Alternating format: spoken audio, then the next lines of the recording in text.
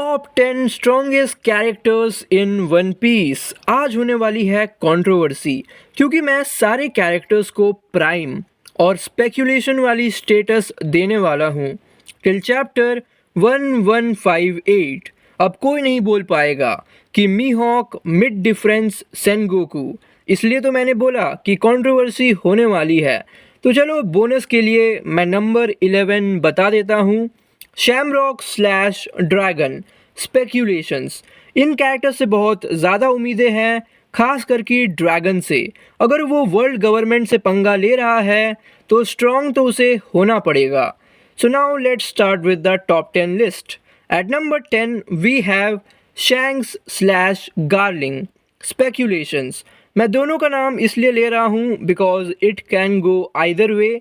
अगर मैं शैंक्स को ऊपर रखता तो वन पीस की ओवरऑल कहानी कमज़ोर हो जाती, बिकॉज अभी के लिए वन पीस के विलन्स कमज़ोर लग रहे हैं।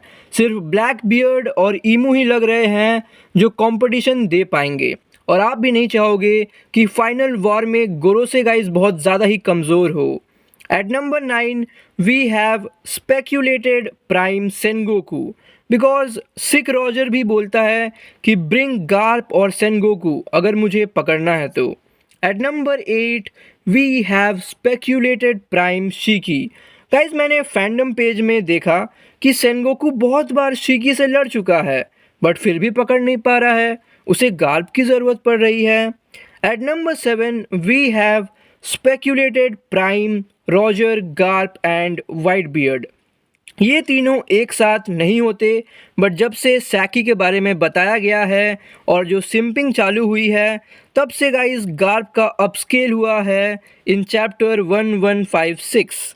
Eight number 6 we have speculations Kong, जो कि फॉर्मर फ्लीट एडमिरल थे during the era of Rocks and Roger. At number 5 we have speculations King Harald and Rocks D Xebec.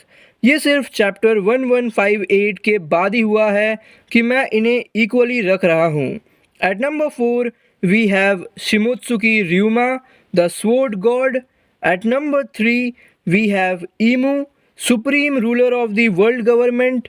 Eight number 2 we have Joy Boy, और number 1 पे है नीका। तो comments में बताना कैसा लगा आपको ये लिस्ट, और आप ये भी बता सकते हो कि आप किन कैरेक्टर्स के प्राइम को टॉप 10 में रखोगे।